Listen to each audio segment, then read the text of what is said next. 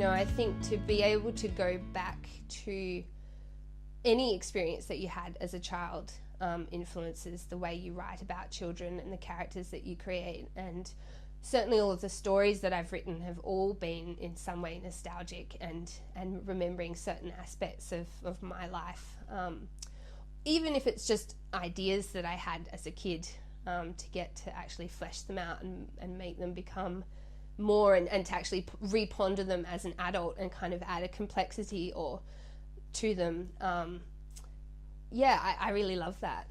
North Perth Primary was a small school, so you know, you felt very comfortable and you knew your school community really well. So I was pretty outgoing and confident, but quite a bright kid. So something I learned later by the time I got to high school was that it's not actually cool to be smart. But in my primary school it was, and I was really interested in the natural world and science and drawing and recording, you know, plants and insects especially.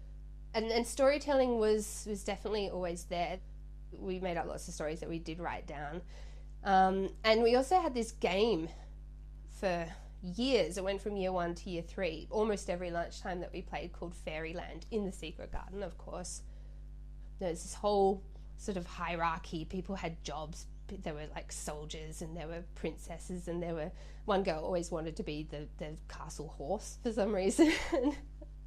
So it was a really imaginative playtime and imaginative school.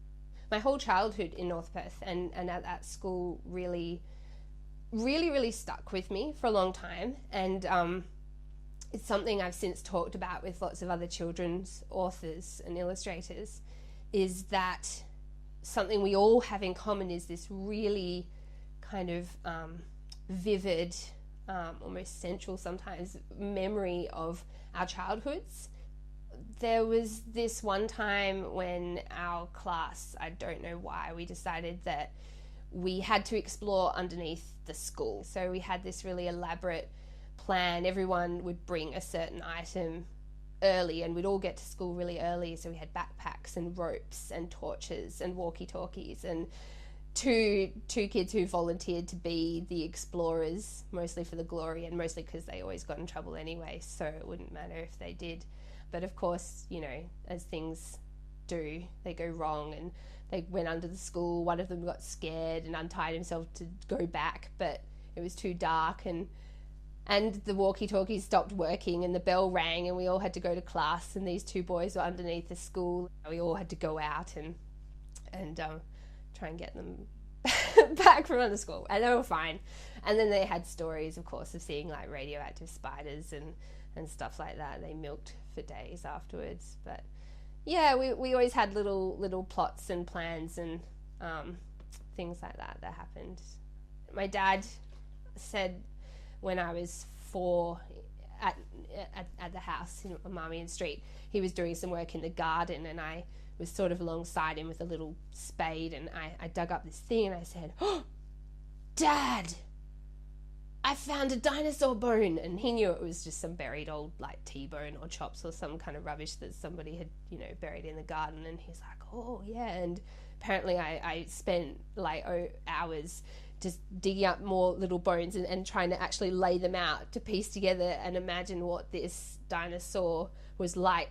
So you get all these sort of visual memories and memories of moments that I guess you build up inside. And I think that's where stories often come from, often little ideas that you've been harboring for since you were 6 years old or whenever. Suddenly they kind of clash with something else, and then they become something meaningful and something more, and a really great idea that you can pursue. So yeah, I think you can't really make imagination happen, but you can collect. I think you have this like inner suitcase, and if you just keep collecting things, eventually they rumble around in there until they start to just, you know, clash together and things start to happen, and then you open it and you're like, oh, what is this thing? And take it out, and it's something that could be something amazing. Or maybe not, maybe it's rubbish and you have to throw it out.